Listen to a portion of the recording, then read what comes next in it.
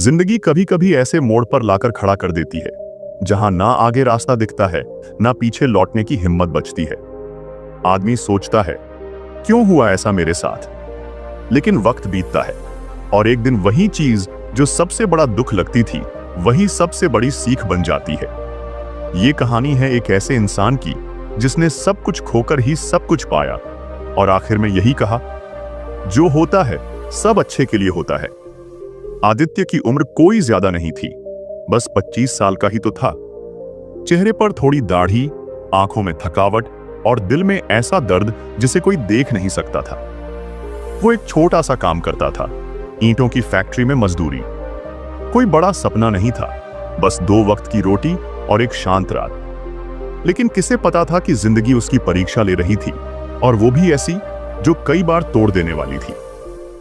आदित्य के माँ बाप का कोई पता नहीं था, किस हाल में बिछड़ गए ये भी याद नहीं। किसी अनाथालय ने पाला था, फिर 12 साल की उम्र में ही वो वहां से निकल गया। वजह क्या थी ये कोई नहीं जानता था, पर उसके बाद की जिंदगी सिर्फ एक चीज में बीती, संघर्ष। कभी होटलों में बर्तन धोए, कभी ठेले में सामान बेचा। लोगों ने कई बार लताड़ा, कई बार मारने तक की नौबत आई, पर उसने कभी हार नहीं मानी। पर हां, वो अंदर से धीरे धीरे टूट रहा था। एक बार उसे एक ईंट भट्टे में काम मिल गया। वहीं उसकी जिंदगी का एक नया अध्याय शुरू हुआ। वहां एक और मजदूर था, रामू काका, उम्र में उससे कहीं बड़े मगर दिल से छोटे बच्चे जैसे। उन्होंने आदित्य को समझाया, बेटा, दुख कोई भी हो, वक्त बदलता जरूर है। जो होता है अच्छे के लिए ही होता है।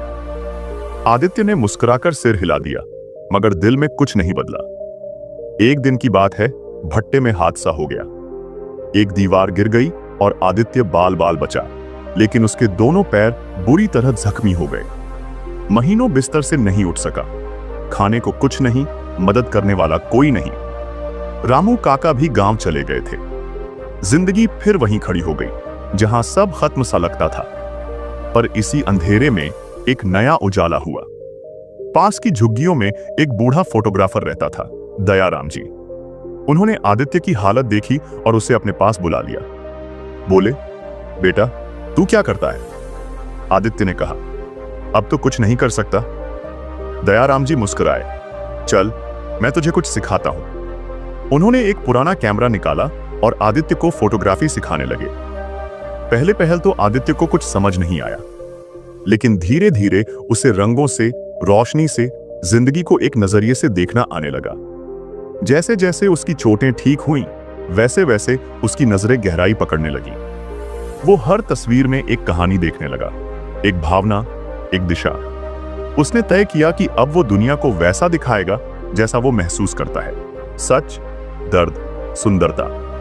दयाराम जी ने उसकी पहली प्रदर्शनी लगवाई। बस 15 तस्वीरें, लेकिन हर तस्वीर में एक सच्चाई थी।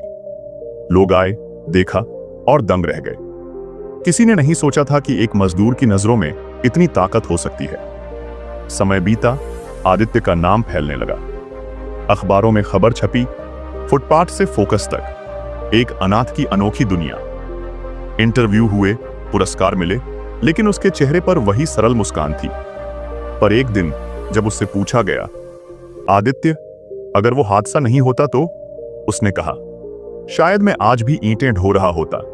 इसलिए आज मैं पूरे विश्वास से कहता हूं, जो होता है सब अच्छे के लिए होता है। जिंदगी में जो कुछ भी होता है, हर नुकसान, हर ठोकर, हर गलती, वो एक रास्ता खोलती है। उस वक्त लगता है कि सब बर्बाद हो गया, लेकिन वक्त के साथ समझ आता है कि वो ही मोड़ हमें हमारी मंजिल तक ले गया।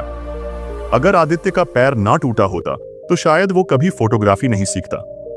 अगर भट्टे की दीवार ना गिरी होती तो शायद वो आज भी धूल में दबा होता।